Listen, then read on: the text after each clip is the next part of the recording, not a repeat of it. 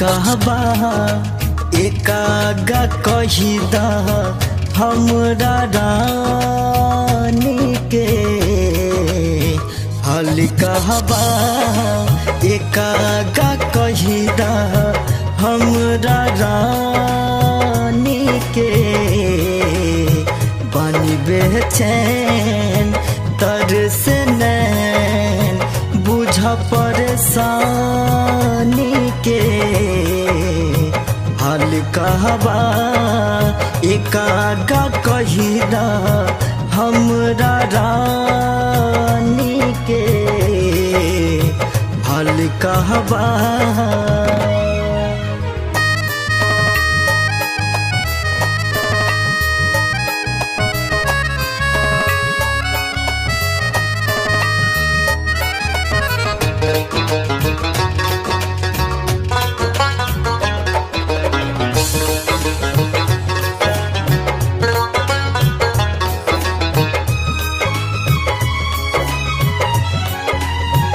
दर्द कितना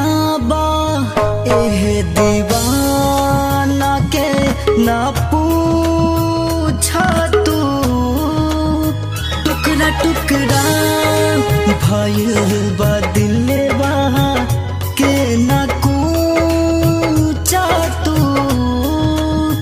गम के बदरी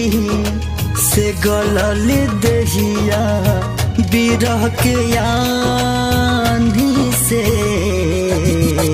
हाल कहबा एकागा कहिदा हमरा रानी के हाल कहबा एकागा कहिदा हमरा रानी के हाल कहबा।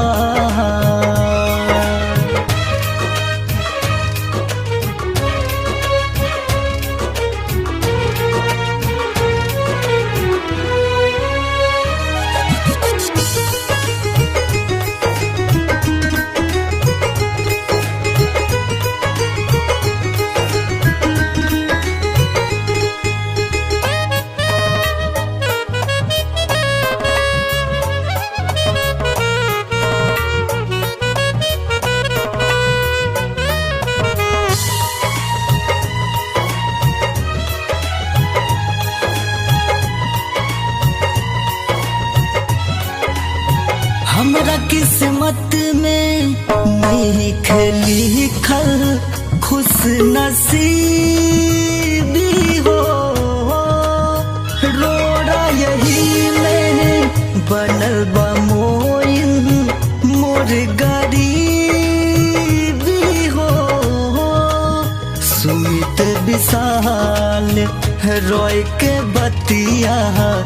जा तू मानी के हाल कहबा एकागा कहिदा हमरा रानी के हाल कहबा एकागा कहिदा हमरा रानी के हाल कहबा।